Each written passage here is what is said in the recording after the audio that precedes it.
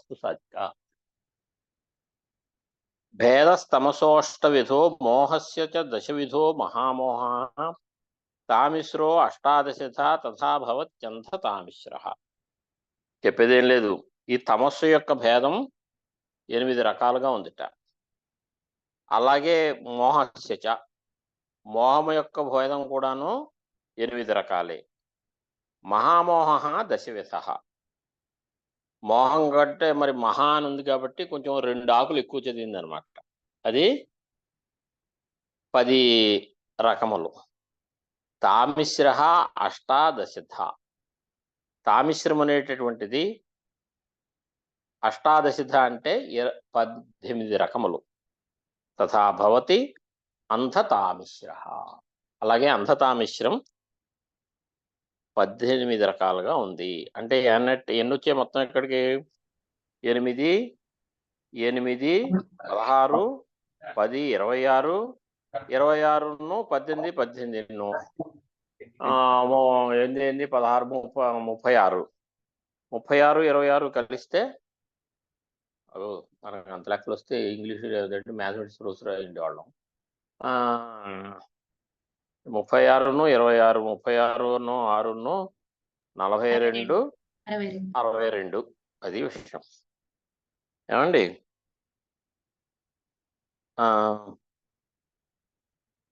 ఇంకేదంటే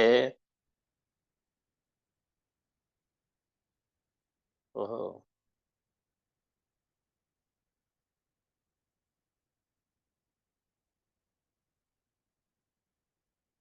సరే, దీంట్లో రాస్తున్నారు, మన దగ్గర పుస్తకం లేదు కదా. ఈ తమస్సు అనేది ఏంటి అంటే ఒక రకమైన అజ్ఞానం. ఇప్పుడు ప్రధానము బుద్ధి, అహంకారము, పంచతన్మాత్రలు, ఇవి 8 కదా. ఈ 8లో ఈ 8 ఆత్మకి లీనమైపోయి, ఆత్మలో పంచతన్మాత్రలో తను లయమైపోయి ఈ అనాత్మల్ని, ఆత్మలు కాని వాటిని అనాత్మను ఆత్మగా భావించడమే తమస్సు. అంటే ఇది 8 కాబట్టి ఇది 8 రకాలు. అంటే ప్రధానమందు ఆత్మభావన ఒకటి, బుద్ధి యందు ఆత్మభావన ఒకటి, అహంకారమందు ఆత్మభావన ఒకటి, పంచతన్మాత్రలో ఒక్కొక్క తన్మాత్రలో ఒక్కొక్క ఆత్మభావనగా 5, మొత్తం ఇలాగా 8 రకములైనటువంటిది తమస్సు. అలాగే మోహం, అణిమా జష్ట సిద్ధులు సిద్ధించిన పిదప ఆ మోక్షాని కోసం మళ్ళీ ఇంకా ప్రయత్నం ఉందండి. మీరు సాధన చేస్తూ ఉంటే సిద్ధులు కొంచెం వస్తూ ఉంటాయి. ఆ సిద్ధులు చేసి సంతోషపడి, ఏమండి, ఇక మీరు ఇతర సాధన మిగతా చేయడం మానేశారనుకోండి, మీకు అక్కడితో ఖతం అయిపోతుంది. ఎలా అంటే చూడండి, అరిసెలు వండుతున్నారనుకోండి, దానికి ముందు పాకం పడతారు. ఆ పాకం పట్టినప్పుడు ఆ పాకం సరిగ్గా పదుల్లో పడిందా లేదా అని తెలియడం కోసం ఈ పాకాన్ని నీళ్ళలో వేస్తారు. ఆ నీళ్ళలో వేస్తే అది కొంచెం ఉండ కింద అవుతుంది. ఆ ఉండ కోసం పోటీ ఉంటుంది పిల్లల్లో. ఆ ఉండ నోట్లో వేసుకుంటూ కూడా చాలా తీయగా ఉంటుంది. కాబట్టి ఇప్పుడు అరిసె ప్రధానంగా తయారు చేస్తుంది ఏమిటి? మీరు అరిసెని, ఈ అరిసె తయారు చేస్తూ ఉంటే తయారైనటువంటి పాకం ఉండ తిన్నా కూడా తీయగా ఉంటుంది. కాబట్టి దీంతో మీరు ఆగిపోయారనుకోండి, ఇంకా అరిసె తయారు చేస్తారా? అరిసె తయారు చేయరు. ఆ అరిసె తిన్నందువల్ల వచ్చేటటువంటి ఏదైతే ఆనందం ఉందో దాన్ని పొందలేరు. నేనేదో ఉదాహరణ కింద చెప్పాను, సరిపెట్టుకోండి. అలాగే అణిమా జష్టసిద్ధులు పొందిన తర్వాత, అంటే సాధన చేయకుండా ఈ వీటలయందే ఉండిపోవడం, చిక్కుకుపోవడం అనమాట. దానివల్ల ఏమైంది? ఈ అణిమాధ్యష్ట సిద్ధులు ఎంతకాలం ఉంటాయండి? ఎంతకాలం ఉండవు. అన్ని సిద్ధులు కూడా పోయి మళ్ళా అవిచ్ఛిన్నమైనటువంటి జన్మ మరణ ప్రవాహంలో పట్టుకుపోతూ ఉంటాం. అణిమాధ్యష్ట సిద్ధులు అంటే ఏమిటి? అణిమ, మహిమ, గరిమ, లఘిమ తథా ప్రాప్తి ప్రాకామ్యమీశిత్వం వశిత్వం అని. అణిమ, మహిమ, గరిమ, లఘిమ, ప్రాకామ్యము, ప్రాప్తి, ఈశిత్వము, వశిత్వం. అణిమ అంటే ఏమిటి? అనుభవాన్ని పొందడం. అత్యంత సూక్ష్మభావాన్ని పొందిపోయి, అత్యంత సూక్ష్మభావాన్ని పొందితే ఏమిటో తెలుసా అండి? ఇప్పుడు ఈ గోడ ఉందనుకోండి, తలుపు వేసేసి అవతల తాళం వేసేస్తారు మీరు. కానీ ఈ గోడలో చిన్న చిన్న రంధ్రాలు ఉన్నాయి, మనకు తెలియవు. ఈ గోడ సంగతి కంటే మనకు అనుభవం ఉన్నది చూద్దాం. ఇప్పుడు మీరు గ్యాస్ పొయ్యిలో మీరు ఏం చేస్తున్నారంటే నూనె మరిగించి ఏదో పిండి వంట చేయడం కోసమో కూర చేయడం కోసమో దాన్ని ఏమంటారు బూర్లు ముక్కుడు పెట్టి నూనె పెట్టారు, కిందేమో గ్యాస్ మండుతుంది. ఈ గ్యాస్ ఉన్నప్పుడు ఏం జరుగుతోంది అంటే సైన్స్ అంటే ఈ శాస్త్రంలో చెప్పింది, మీరు పెట్టిన బూర్లు మూకుడికి అతి సూక్ష్మమైనటువంటి చిల్లులు ఉన్నాయి, అంటే తన్మాత్రల లాంటి చిల్లులు. ఆ చిల్లుల్లోంచి ఆ తేజస్సు పైకి వచ్చి ఈ నూనెతోటి సంయోగాన్ని పొంది ఆ నూనెని వేడిగా చేస్తోంది. అయితే మరి చిల్లులు అంటూ ఉంటే ఈ నూనె కిందకెందుకు కారిపోవట్లేదు అని ఇందాకనే చెప్పాను. అతి సూక్ష్మమైనటువంటి ఆ చిల్లు. నూనె స్థూలం, ఇంత స్థూలమైనటువంటి కిందకి వెళ్ళదు. మరి వన్నె వస్తుందా అంటే స్థూలమైనవన్నీ కూడా అతి సూక్ష్మమే. వన్నెలో సూక్ష్మము స్థూలము అని రెండు రకాలుగా ఉన్నాయి. ఈ స్థూలం కూడా సూక్ష్మం లాంటిదే, అందుకని అవన్నీ ప్రవేశిస్తూ ఉంటుంది. ఇప్పుడైతే అణిమ అనేటటువంటి ఐశ్వర్యం మనకు సిద్ధించిందో ఏ గతి విరోధం ఉండదు. ఇటు నుంచి అక్కడికి, అక్కడి నుంచి ఇక్కడికి మన గోడలు అడ్డు ఇలాంటివి ఏవి ఉండవు అనమాట. అలా వెళ్ళిపోతూ ఉంటాం. ఏమంటే అత్యంత సూక్ష్మ రూపం దాల్చే శక్తి, అలాగే మహారూపం. ఎంతైనా సరే పొడుగు పెరిగిపోతారు, విభుత్వం అలాంటిది. గరిమ అంటే బరువుగా అయ్యే శక్తి, ఏమండి. అలాగే లహిమ అత్యంత తేలిగ్గా అయిపోవడం. స్వరూపం ఎంత ఉందనేది కాదు, అంటే పరమాణు రూపంగా ఉండి కూడా గరిమిగా ఉంటారు, పెద్ద రూపాన్ని పొందిన కూడా లహిమిగా ఉంటారు.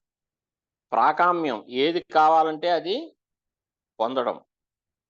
ప్రాప్తి అంటే కోరినట్లు అవడం, ఇచ్ఛానుసారంగా కోరుకున్న రూపాన్ని పొందడం ప్రాకామ్యం, కోరింది పొందడం అనేటటువంటిది ప్రాప్తి. ఇలాగా ఈశిత్వం.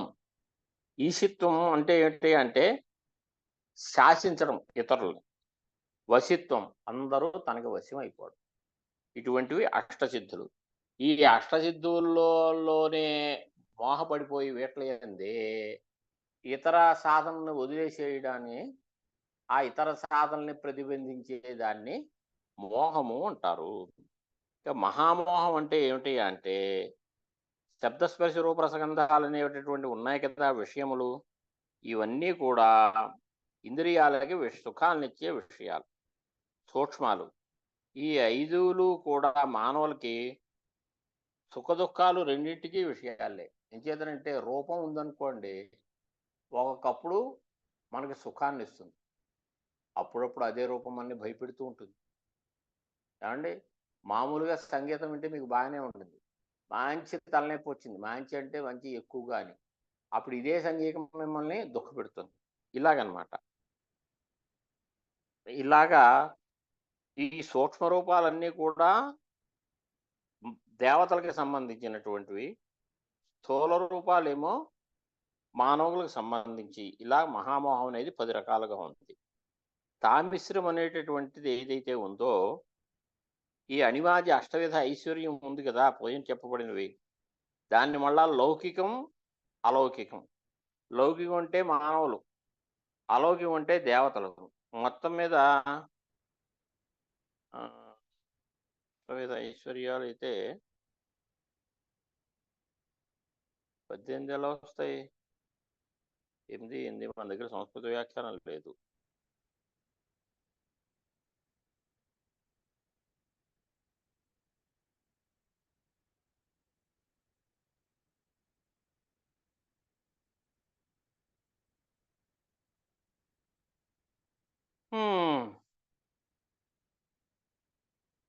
లౌకిక అలౌకికంగా దేవమాన విషయాలు అష్టవిధ ఐశ్వర్య. ఆహో, ఓకే ఓకే, అష్టవిధ ఐశ్వర్యాలండి.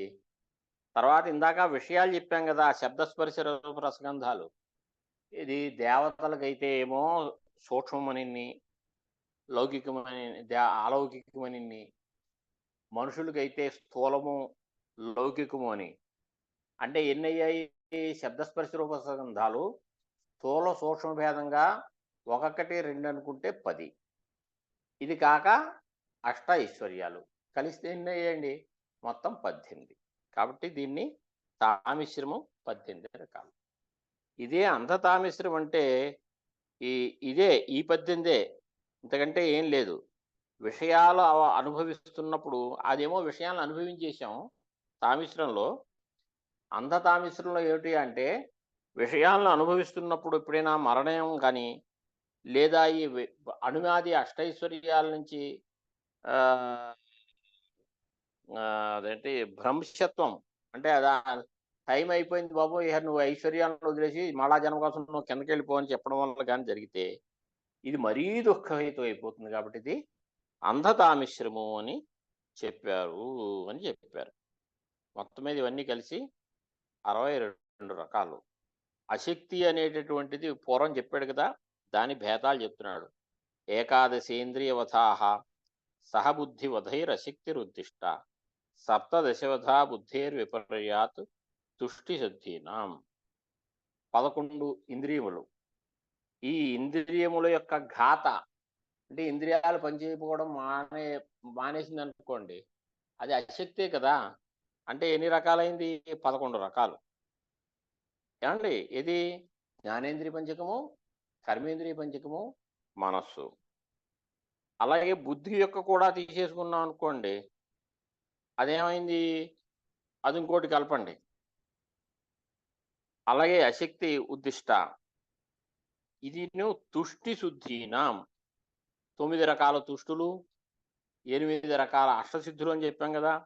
తుష్టి మరియు సిద్ధులు లేకపోవడం. ఇది బుద్ధి యొక్క వధాహ విఘాతములుగా మొత్తం 17. ఎలాగా? 5 ఏంటి? ఏకాదశి ఇంద్రియములు, బుద్ధి అంటే 12, తుష్టి సిద్ధి 13, 14, బుద్ధి యొక్క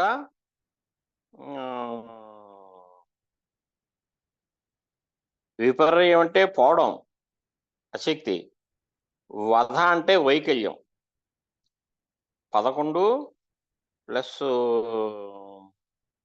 బుద్ధి వధ అంటే బుద్ధి అంతఃకరణం కూడా తీసుకోండి, ఇది అహంకారం కూడాను.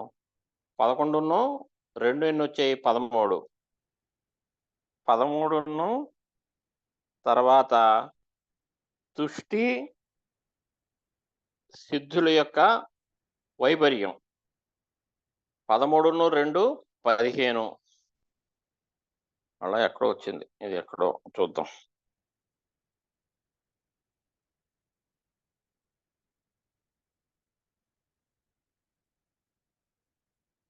చివర్లో ఇచ్చారు మహోదయ 11, 9, 8 అని. అదే వెళ్తున్నాను, వెనక్కి వెళ్తున్నాను.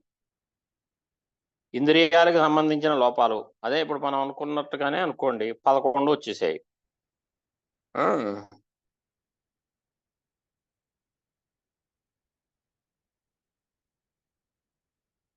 కానీ కరణం మిగలియాది అష్టావింశతి భేదా అని కాదు కదా. బుద్ధి విపర్యాత్ తుష్టి సిద్ధీనం అంటే 50 కారికలు కాదు కదా, సరిపోయింది. సరే, మొత్తం మీద ఇంద్రియ ఘాతములు అవి 11. తర్వాత తుష్టులు సరిగ్గా పనిచేయకపోవడం 9. అష్టసిద్ధులు సరిపోతే ఇలాగ అశక్తి అనేటటువంటిది 28. ఇది సరిపోయిందండి, దీని విషయంలో నాకు సందేహం లేదు. కానీ ఇవి ఎలాగా అని తుష్టి సప్తదశ వధాహ అని ఉంది చూసారు, 17 ఎలాగా రాలేదు నాకు. 49 తర్వాత మీరు 47వ కారికి పెట్టిన పేజీ పెట్టారు, 50వ పేజీ ఉంటే తెరుస్తుంది. 50వ పేజీ ఎక్కడుందో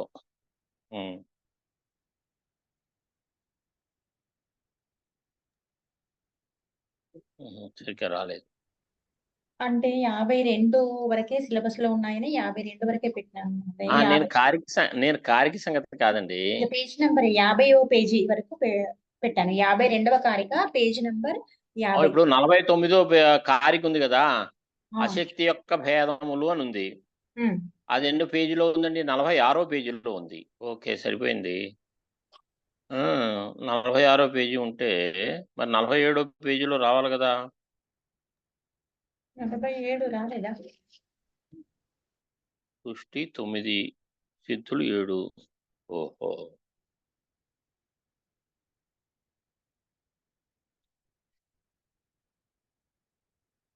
కరెక్ట్గా తాత్పర్యం దగ్గర క్లారిటీగా రాయలేదు. అంటే దీన్ని బట్టి అనుకోవాలంటే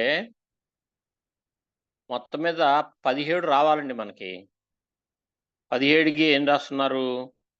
ఇంద్రియాలు ఏంటి? తుష్టి మరియు సిద్ధులు విపర్యయం. తుష్టులు 9, సిద్ధులు 8, 9, 8 కలిసి 17 అయిపోయింది. ఉండాల్సితంగా ఉండకపోతే బుద్ధికి 17 అదలు వస్తాయి. అలా అనేసుకోండి, అప్పుడు సరిపోతుంది. సరిపోయిందండి. కానీ మరి ఏకాదశి ఇంద్రియవధ సహ బుద్ధివధై అశక్తి ఉద్దిష్ట సప్తదశ వధాహ బుద్ధే విపర్యాత్ తుష్టి సిద్ధిన. మళ్ళీ ఎప్పుడైనా చెప్పుకుందానండి, సంస్కృతం పుస్తకం చూసాను. మీకు లోపు ఏం పరీక్ష అవ్వదు, 3వ తారీఖు తర్వాత చూద్దాం. సరే, ఇలాగా విపర్యయము అంటే అర్థం ఒకసారి చెప్పరా? విపర్యయము అంటే విపర్యయము అంటే వేరేగా ఉండడం, ఆపోజిట్ అనుకోండి. ఒక చోట అజ్ఞానం అని ఇచ్చారు మహోదయ. అది కూడా అది ఈ సంస్కృతంలో చాలా తేడాలు ఉంటాయి. విపర్యయము అంటే వస్తుతః భ్రమ అని అర్థం, గట్టిగా చెప్పాలంటే. ఏంటి మహోదయ? ఉండాల్సింది విపర్యయము అంటే భ్రమ. భ్రమ అంటే ఉండాల్సినట్టు కాకుండా వేరేగా కనపడితే దాన్ని విపర్యం అంటారు. సరే, ఇది ఎన్నో కారిక అయింది? 49వ కారిక అయింది. ఇప్పుడు 50వ కారిక చూద్దాం. ఆధ్యాత్మిక్యశ్చతస్ర ప్రకృతి ఉపాదాన కాల భాగ్యాఖ్యా బాహ్య విషయోపరమాత్ పంచ నవతుష్టయో అభిమతా. తుష్టులు సంతోషం, ఇవి 9 రకాలు. ఇవి కూడా ఇబ్బంది పెట్టేవేనండి సాధకుడికి. ఈ తుష్టి చూసి లోపలికి వెళ్లకుండా ఉంటే అదే అంటే కొంచెం కొంచెం సంతోషపడిపోతుంటే ఈ సంతోషానికే ఆగిపోకుండా ఇంకా సాధన చేసి అసలు సాధించాలి. ఇప్పుడు ఏసీ సినిమా హాల్కి వెళ్ళారనుకోండి, మంచి ఎండలో ఆ తలుపు దగ్గరికి వెళ్ళేసరికి తలుపు తీస్తాడు వాడు, అక్కడి నుంచి చల్లటి గాలి వస్తూ ఉంటుంది. మీరు అక్కడే ఆగిపోకుండా లోపలికి వెళితేనే మీ టికెట్ యొక్క సఫలత, అంతే కదా. అలాంటిది అనమాట. ఆధ్యాత్మిక్య చతస్ర ఏమిటవి? ప్రకృతి, ఉపాదానము, కాలము, భాగ్యము అని ఈ 4 రకాలుగా 5 ఉన్నాయి, 4 ఉన్నాయి. ఆధ్యాత్మికం అంటే లోపల మనకు కనపడుతున్న సూక్ష్మవి. బాహ్య విషయ ఉపరమాత్ పంచ. అలాగే ఈ బాహ్యమైనటువంటి విషయాలు మనకి ముఖ్యంగా 5 మననే చాలా ఇబ్బంది పెట్టేవి 5 విషయాలండి. ఏమిటి? శబ్ద స్పర్శ రూప రస గంధ గుణములు. శబ్ద స్పర్శ రూప రస గంధములనే 5 మనల్ని చాలా ఇబ్బంది పడుతూ ఉంటాయి. వివేక చూడామణిలో శంకరాచార్య స్వామి వారు ఒక శ్లోకం చెప్పినారు. ఎక్కడ ఉంటుంది ఆ శ్లోకం? ఇందులో ఉంటుంది. శబ్దాదిభి పంచభిరేవ పంచత్వమాపు. ఏమిటి అంటే శబ్దం ఏమండి, ఈ లేడిని పట్టుకోవాలనుకున్నప్పుడు ఆ వేటగాడు ఏం చేస్తాడంటేట వేణువుని వాయిస్తూ ఉంటాడట. ఆ వేణు శబ్దానికి అది ఆకర్షితమయ్యి ఇది ఆ లేడి ఈ ఐహికాన్ని మర్చిపోతుంది. అంటే పరిసరాలని గుర్తించదు. మెల్లిగా వెళ్ళి ఒకడేమో వేణువు వాయిస్తూ ఉంటే ఇంకొకడు మెల్లిగా వెళ్ళి ఆ లేడీని పట్టేసుకుంటాడు. పట్టేసుకుని బంధించేస్తే ఏముందండి, చర్మం కోసమో మాంసం కోసం దాన్ని చంపేస్తారు. అలాగే స్పర్శ అంటే ఇప్పుడు లేడీ నశించిపోయింది కదా ఒక రకంగా. ఎందువలన శబ్దమందుండేటటువంటి లోలుపత వల్ల. అలాగే ఏనుగుని పడదాం అనుకున్నప్పుడు ఏం చేస్తారంటే పెద్ద గొయ్యి తవ్వేస్తారు. ఆ గొయ్యి మీద 2 సన్న సన్న రాయలు ఇవి పాతారు, కొమ్మలు పాతరు, పరుస్తారు. దాని మీద ఆకులు పరిచేస్తారు. అంటే అక్కడ గొయ్యి ఉందని తెలియదు. ఈ గోతికి అవతల ఒక ఆడ ఏనుగుని కట్టేస్తారు. ఆ ఆడ ఏనుగుని కట్టేసరికి దానికి ఏదో ఒక కాలం వచ్చినప్పుడు ఒక మదాన్ని స్రవిస్తూ ఉంటుంది. స్రవించినప్పుడు ఆ స్రవించినటువంటి ఇంకా తప్పు చెప్తున్నానండి కొంపేసి. దాన్ని బట్టి దానికి ఋతుకాలం వచ్చిందని చెప్పి ఈ మొగ ఏనుగు ఆ ఆడ ఏనుగు యొక్క స్పర్శ కోసమని పరిగెత్తుకుంటూ వస్తుంది. వచ్చి ఏం చేస్తుంది, సరిగ్గా ఏనుగు యువతలో గొయ్యి పెట్టాం కదా వేటగాళ్ళు, ఆ గోతిలో పడిపోతుంది. ఆ గోతిలో పడిపోయి వేటగాళ్ళ చేతిలో అది హతమైపోతుంది. ఉడుతుల స్పర్శకి ఏనుగు అనుకుంటాను, చూద్దాం. అలాగే శలభం అనేటటువంటిది ఈ రూపానికి, దీపము యొక్క ఆ రూపానికి ఆకర్షింపబడి ఆ దీపం చుట్టూ తిరుగుతూ తిరుగుతూ తిరుగుతూ ఆ దీపంలో పడే అది నశించిపోతుంది. అలాగే రూపము, రసం. చేపలు ఉన్నాయనుకోండి, చిన్న దానికి గేలానికి చిన్న ఎర్ర లాంటిది కడతారు, చిన్న ఏదో ముక్క. ఆ ముక్కని తిందాము అంటే, తినడం అంటే ఏమిటి, రసము కదా. తిండిలో మనకి దొరికేది ఏమిటి, రసమే కదా. ఆ రసానికి ఆకర్షింపబడి ఆ రసం కోసం అని వచ్చి ఆ చేప ఎరకి చిక్కేసి అది చచ్చిపోతుంది. ఇలాగా శబ్దానికి లేడి, స్పర్శకి ఏనుగు, రూపం శబ్ద స్పర్శ, రూపానికేమో శలభము, రసానికేమో ఇది చేప. గంధానికి కూడా ఉంటుందండి 3 వంతులు. తేనెటీగ కాదేమోనండి, ఉంటుంది. మొత్తం మీద 32వ శ్లోకం ఏదో ఉంది వివేక చూడడంలో, చూసుకోండి. ఇలాగా ఆయా ఏంటి గుణములకు ఒక్కొక్క గుణానికే అవి నశించిపోతున్నాయి. ఇప్పుడు మనకి 5 మీద ఇంట్రెస్ట్ ఉంది, రూపం మీద ఇంట్రెస్ట్ ఉంది, స్పర్శ మీద ఇంట్రెస్ట్ ఉంది, రసం మీద ఇంట్రెస్ట్ ఉంది, శబ్దం మీద ఇంట్రెస్ట్ ఉంది, గంధం మీద ఇంట్రెస్ట్ ఉంది. 5 మీద ఇంట్రెస్ట్ ఉంటే ఇంక మనం చెడిపోక ఏమవుతాం చెప్పండి. అంచేత ఆ బాహ్య విషయాల నుంచి మన మనస్సుని యువతలకి తేడం అనేది అయితే ఉందో అది తుష్టి. బాహ్య విషయో పరమాత్. ఇందాక ఏమనుకున్నాము, 4 ఇది ప్రకృతి ఉపాదాన కాల భాగ్యములని. ఈ బాహ్య విశ్వరూపం వల్ల 5, మొత్తం మీద తుష్టయ 9 అభిమతాః. ఇలాగా 9 తుష్టులు. 51వ వ్యాఖారికి చెప్పుకోవాలి.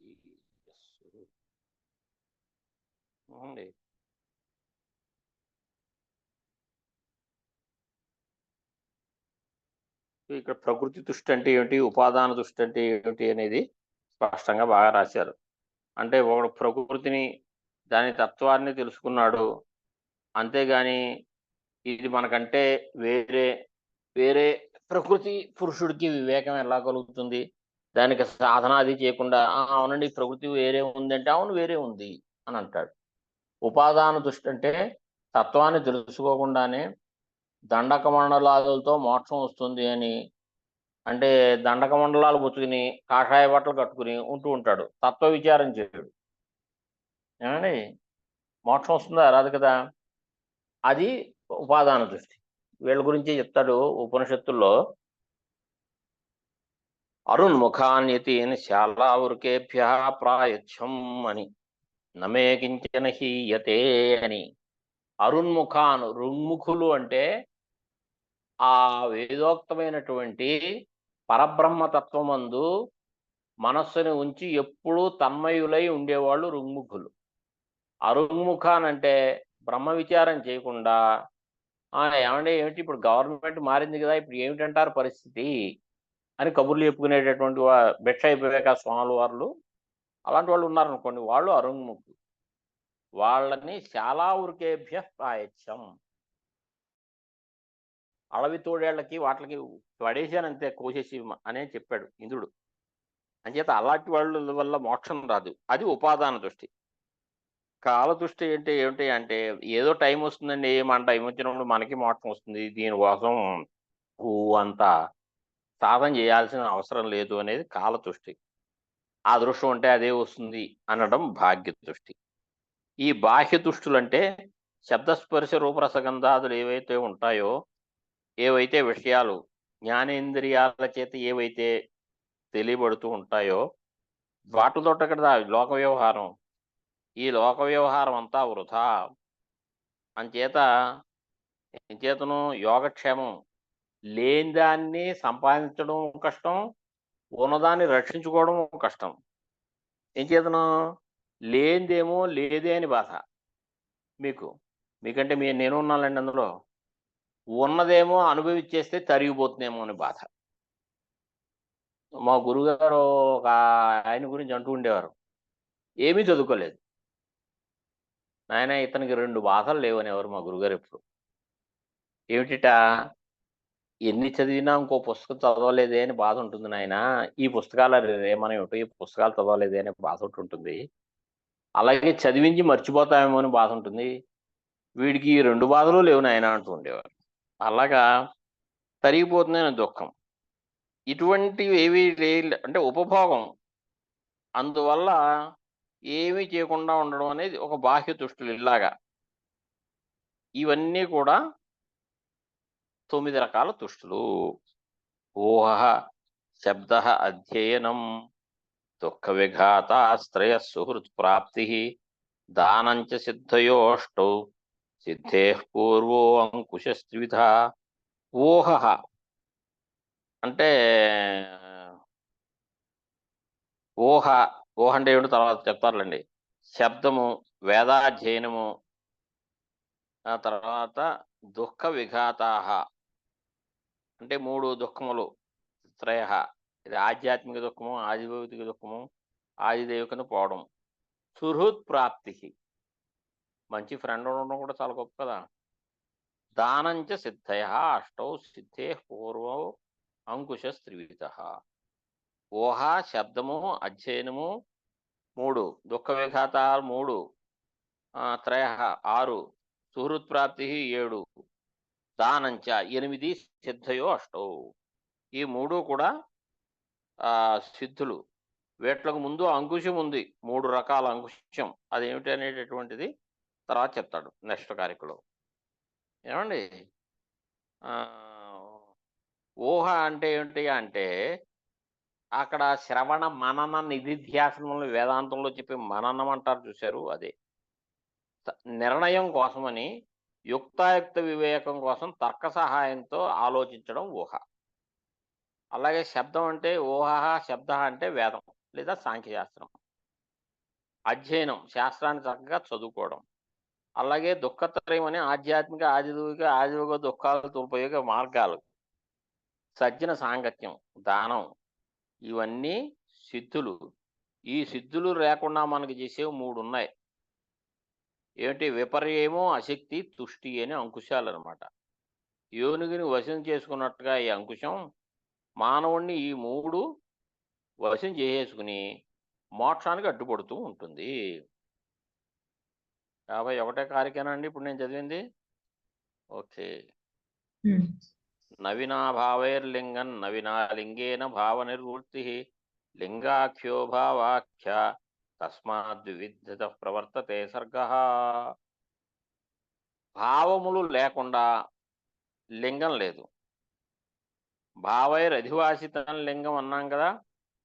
ధర్మాధర్మములు, విపర్యాదులు ఇవన్నీ ఉన్నాయి కదా, ఇవి లేకపోతే లింగ శరీరం లేదు. చేతను మీరు ధర్మమో అధర్మమో చేస్తే కదా ఏదో స్థూల శరీరం రావడం, మంచిదో చెడుదో, అప్పుడే కదా ఈ లింగ శరీరం. మీరు ఏ ధర్మాధర్మాలతోటి మీరు స్థూల దేహాన్ని సంపాదించకపోతే ఈ లింగ శరీరం ఏం చేస్తుంది, ఏం అనుభవించలేదు. అంచేత భావములు లేకుండా నవీనా భావై అంటే ధర్మాధర్మములు దాని చేత సంపాదించబడినటువంటి స్థూల శరీరము లేకుండా నా లింగం అంటే సూక్ష్మ శరీరం లేదు. లింగేన వినా భావ నిర్వృత్తి. అలాగే లింగ శరీరం లేకుండా భావ నిర్వృత్తి కూడా లేదు. కేవల స్థూల శరీరం వల్ల ఏం జరగదండి.